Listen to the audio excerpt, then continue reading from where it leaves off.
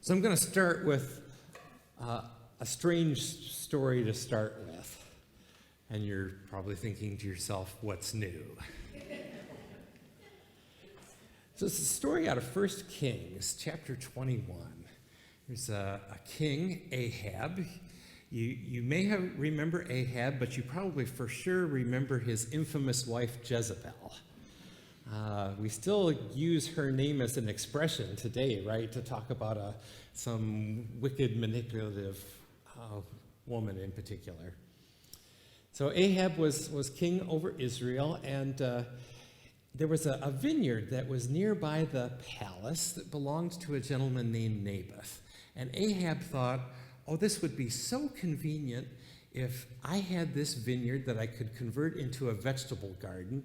It's sort of like, when I decided I wanted to have a little mini fridge in the office, right? You can have your food kind of close to you. He thought, but, he didn't want to just seize the vineyard.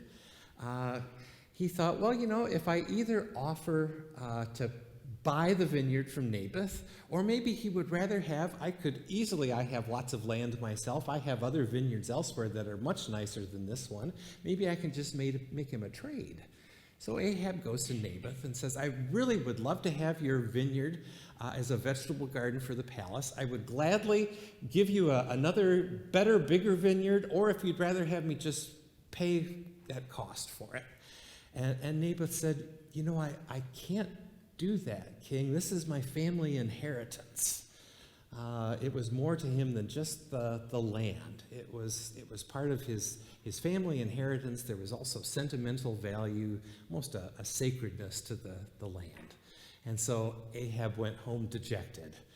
And now whether he was really this way historically or not, or this is the way that the biblical narrative wanted to show us that he was a bit of a wuss, he started pouting on his couch. Boo-hoo-hoo. And it says, and he wouldn't eat. And so Jezebel comes in and says, what's up with you? What are you pouting about? And so he tells her the story. And she says, are you king of Israel or what? Suck it up, dude. Doesn't really say that in 1 Kings. I'm kind of adding that. And she says, I will get you the vineyard. Oh, and he's got to know. He knows his wife well enough. There are plenty of other chapters before this to know she's about to do something that he should not allow her to do, but he just kind of passively goes along with it. And Jezebel writes letters to people in the village where Naboth is, signs it with the king's signet, that they are to gather a town meeting and set Naboth at the head to kind of have a celebration. And then Jezebel asks for 2 people to bear false witness against him that he has cursed both God and king, and to lead the village in stoning him. And they carry that out, and Naboth is killed. And when they come back and report to Jezebel that Naboth is dead, Jezebel goes into Ahab and says, well, now that Naboth is dead and the land has reverted to the state, go and take your vineyard. Yikes. There are all sorts of things wrong with this story, right? And Ahab and Jezebel both pay consequences for this story, but I'll let you read the rest of 1 Kings yourself. Tune in next, whatever. Keep reading. So there are multiple things wrong with this story, right? Things that have enslaved Ahab, right? First of all, he's enslaved by his greed. He wants to have this vineyard. He's enslaved by the sense of entitlement, that since he is the king, surely he should be able to arrange this. And he's also enslaved to his own weakness, right? He's willing to let Jezebel do the dirty work for him and pretend like he's scot-free. This is not a cool situation by any sense. We're going to fast forward through some different stories. I'm going to fast forward to Luke 14.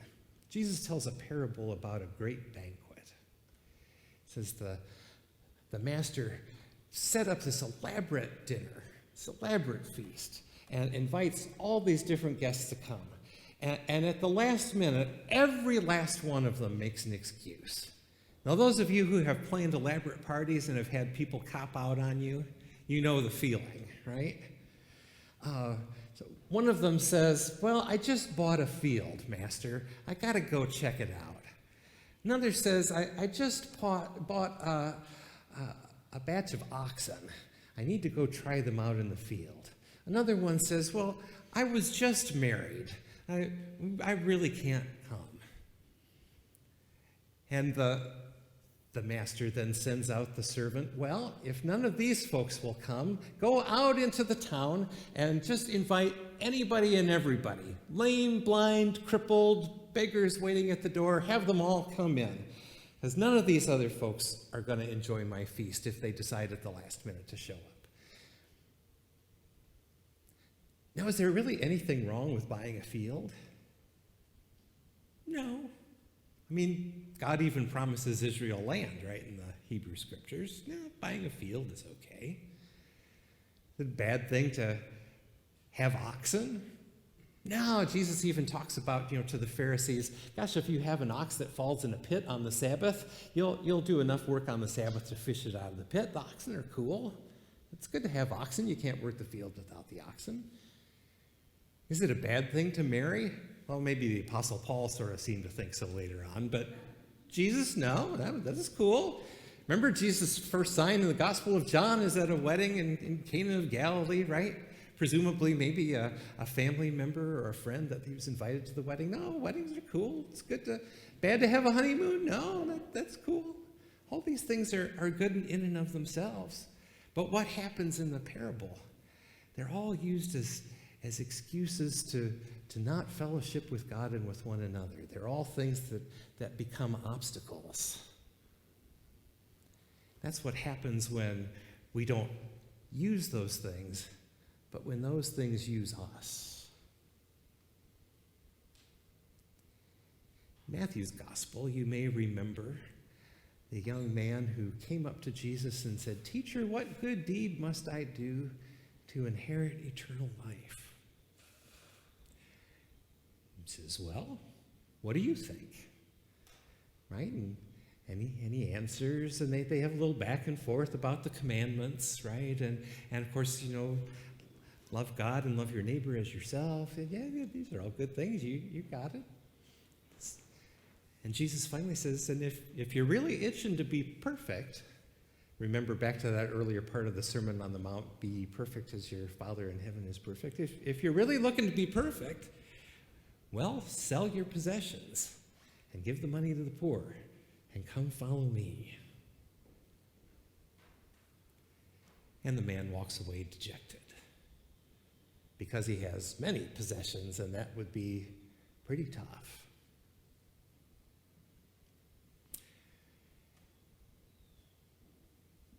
So when I was first entertaining the idea of doing my Doctor of Ministry, I had not done any academic writing in many years.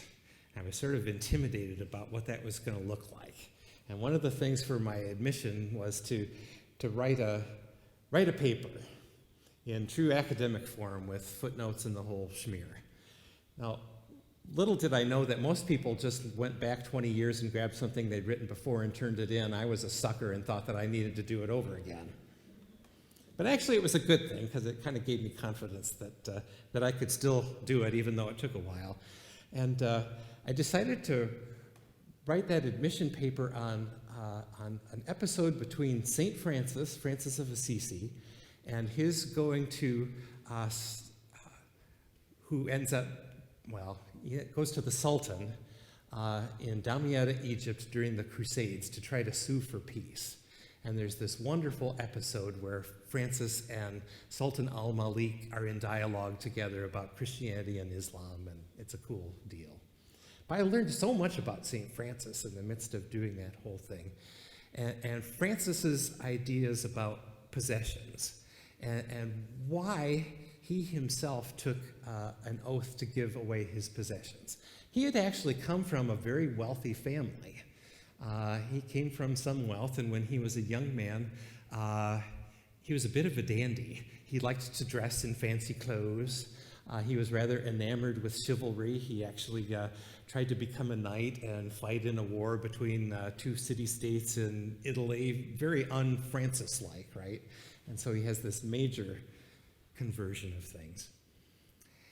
And he talks about how possessions always got in the way. And he especially saw in his own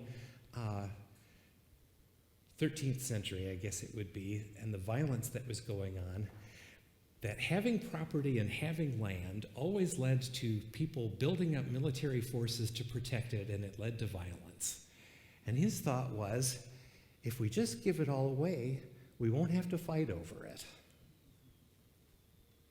Kind of reminded me of, when we talked about Jesus' practicing piety stuff last week, right? He said, if you're worried about doing all these things in public, if it's going to make you worry about what other people think of you, then just do it in secret so nobody sees you, right? If your possessions are going to get in the way of you following God and neighbor and serving one another, just give them away. Kind of becomes an ideal sort of a thing. Francis saw how we could be enslaved to our things, to our possessions, to our fields, to our oxen, to our greed. We can even be enslaved by our worry and our fear. I used very briefly last week the example of Ananias and Sapphira. They were a couple in the early church. Luke talks about them in the book of Acts. The community, the early church was coming together. They were selling what possessions they had and putting into a common pot and living together that way. And Ananias and Sapphira decided that they wanted to be a part of that, but not fully. And their motivation is not completely clear, though we can certainly kind of surmise. They claim that they've sold everything, and they come with just a portion of it, maybe it's even the greater portion, and they contribute it to the pot, but they withhold stuff for themselves. And the disciples, the apostles, see right through their lie. And again, they pay consequences for that too, but that's another keep reading the story for yourself episode. So why did they do that? We might say that it was greed, that they wanted to have more than everybody else. We might say that it was a matter of they were worried about their reputation. They wanted to look good in the eyes of the other people in the community by giving stuff without being fully vested. Or maybe they were afraid. Maybe they were afraid that this community thing wasn't going to really work out, and they wanted to have just a little something set back in case it didn't pan out and they could make it on their own. In any event, whether it was one or all of those things, they were enslaved to them. And we're going to rewind. Get out the DVR.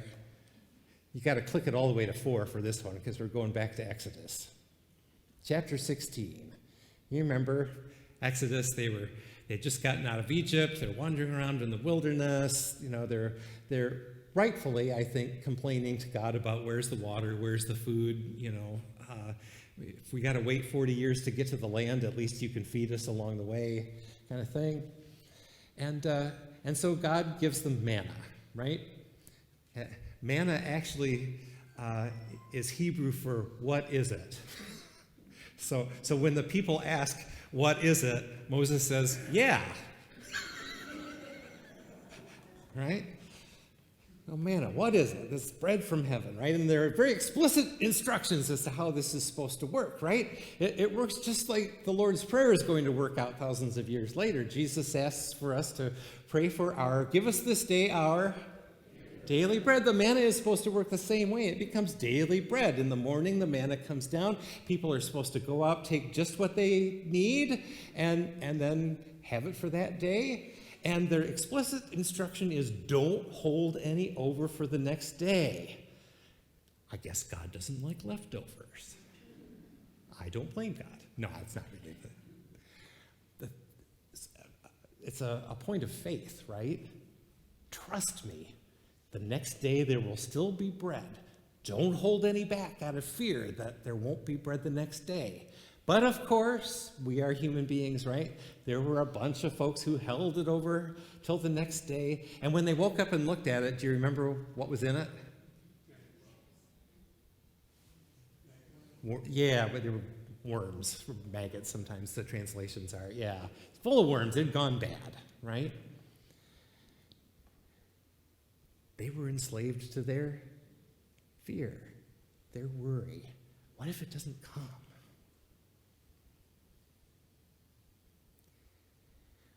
We're getting closer and closer to Holy Week. One of the stories that happens right prior to Holy Week, depending on which gospel you're reading, there's a woman who comes to anoint Jesus with expensive, either nard, perfume, whichever gospel you're reading, right? Breaks it over Jesus' feet, wipes it with her hair, and again, depending on which gospel you're reading, it's either the Pharisees or the disciples, or specifically Judas, who gets after Jesus. Why are you letting this happen, Lord? That expensive perfume could have been sold for a whole lot of money and given to the poor. And Jesus says, leave her alone. Leave her alone. What she has done what she could do, and what she has done in preparing me for my burial will be remembered wherever the good news is told. Oftentimes, we are enslaved to our own fear of trying to monetize compassion. What do I mean by that? It's okay for us to want to be good stewards and to use our resources as wisely as we can, but sometimes we can turn that dial up to 11 to the point where we don't do anything for anybody because we're so afraid. You can't put a price on compassion. You can't put a price on lavish hospitality. You can't put a price on God's reckless love. That's what the woman was indulging in, right? Showing God's reckless love to Jesus. Sometimes even churches can be so afraid, what if that's not exactly the right thing to do? What if our money could be used better doing it? Take a leap of faith. Is it the loving thing to do? Is it something you feel called of God to do? Just do it. And as a society, we get held back by this notion of toxic charity, that somehow when we're good to other people, all we're going to do is enable them. Sometimes that's true. More often than not, we just use it as an excuse to not give of what we have. I think a good motto is err on the side of grace. Err on the side of reckless love. Don't be enslaved to fear. Treasure in heaven, blessing in God's kingdom, is found in freedom from those earthly treasures, those worldly values which would enslave us and keep us from loving and serving God and one another. Greed, entitlement, power and possessions, fears, worries, attachments to reputation. Every once in a while when I'm in the car, and I don't get to be in the car nearly as often as sometimes, at least for long enough to get all the way through a radio show. Okay, I'm just going to put this out there. Somebody needs to invent. This is not in the script. The same way that there is DVR for your TV programs, so that you can pause it and go use the bathroom or go get your cup of coffee or whatever, there needs to be a thing that you can pause your radio. So when you go in to visit somebody, you can come back out and you can pick up the show where you left off. So if any of you knows how to invent that, I'll gladly give you the idea. You don't owe me royalties or anything. So I actually very purposely sat in the garage for quite a while so I could finish this program on NPR. They were talking about the Peter principle. Probably several of you know what that is. Yeah. It's basically that people rise to the level of their incompetence, right, in a corporate situation, right? You do your job well on one level and you get promoted, and they keep promoting you until they finally find the place where you don't know what you're doing, and then you're stuck there. And the book was originally supposed to be written as a satire, but because it seemed so true, it rang so true, people have taken that book and run with it. There is a lot of truth to that. And part of that is our being enslaved to status, our need to keep moving ahead, to keep getting ahead, make a little more money, have a little more responsibility. And if we were smart, we would figure out where we're at our optimum. This is what I do well. This is what I love doing, and I'm doing well enough to get by here. Well, sometimes corporations make some of that tough. I understand that. But how ideal that would be, just to realize when we're where we belong and not be enslaved to that notion of getting ahead all the time. As a society, we kind of have ingrained in ourselves that for some reason, each generation is supposed to be better off than the next. And when that doesn't happen, then we go bonkers. But who ever said that that's the way it's supposed to work? And what is better anyway? How do we judge what is doing better? Is it having more stuff? Or is it having better values about work-life balance and other quality of life sorts of issues? I know I kind of fell into each lease car should be just a little bit better than the last one. But that's dumb. This last go around, now that cars are so expensive, so I'm not fishing for a car. I'm all set, okay? Don't take this wrong. I don't fish for stuff on purpose. So our van now has, our Dodge Caravan has 207,000 miles on it. But it did kind of a sputtery thing to my wife a few weeks ago, and so at that point, when she was not feeling real comfortable driving it, I've been driving it to and from church because I'm always in civilization doing that and let her drive the other car. And so that's why you see me in the rusty Grand Caravan. Yeah, it's cool. I like it. But so I started looking for used cars, right? And it's not a good used car market right now. Everything's kind of expensive. I test drove a couple things and thought, gosh, this, paying just as, so just on sort of a lark, I called the person that I knew over at Wally Edgar and said, this is what I'm looking for, and I know stuff is really tough right now, but if you run across anything, I don't even care what vehicle it is or what color it is, it just needs to be in this price range. And sure enough, about 2 weeks later, I get an email that, hey, GM is doing this lottery thing on Chevy Traxxas. I have no idea what color it's going to be, but it's in your price range, and the down payment is only $670. I said, when can we get there? and it is not an improvement over the last lease car, but I am grateful. Why does everything have to be better than the last thing? I don't know. We just kind of get enslaved to that notion. It may take us as a congregation some time to get over the psychological hit of no longer having an associate pastor. That's kind of become an expectation the last however long. In worldly values, we might look at that and say that that represents a regression. But in kingdom values, it means we're being good stewards of the resources God has given us and responding to the call in a faithful way. There are those who have special callings.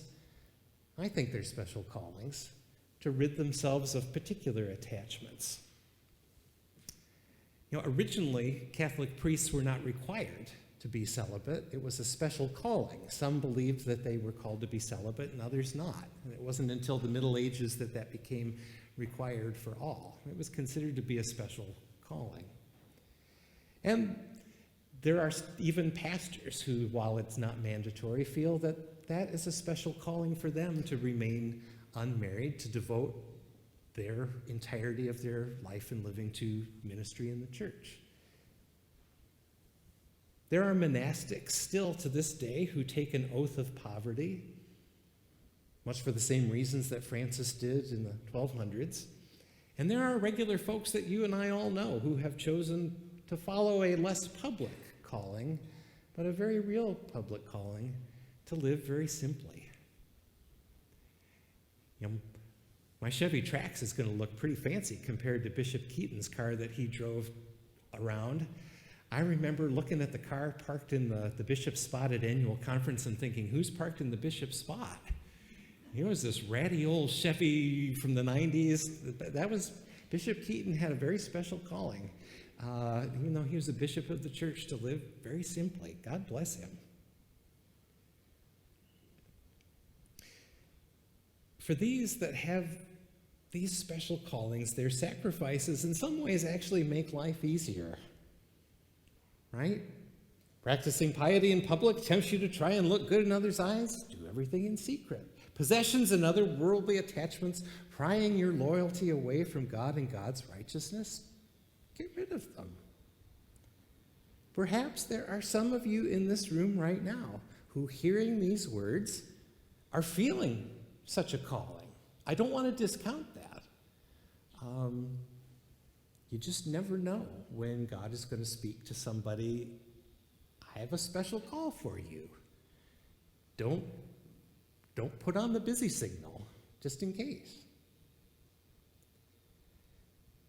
But I suspect for the majority of us, we will be left to the struggle of discernment.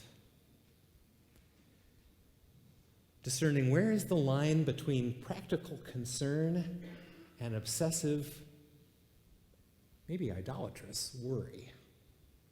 Where is the line between attending to a worldly necessity and serving a worldly master?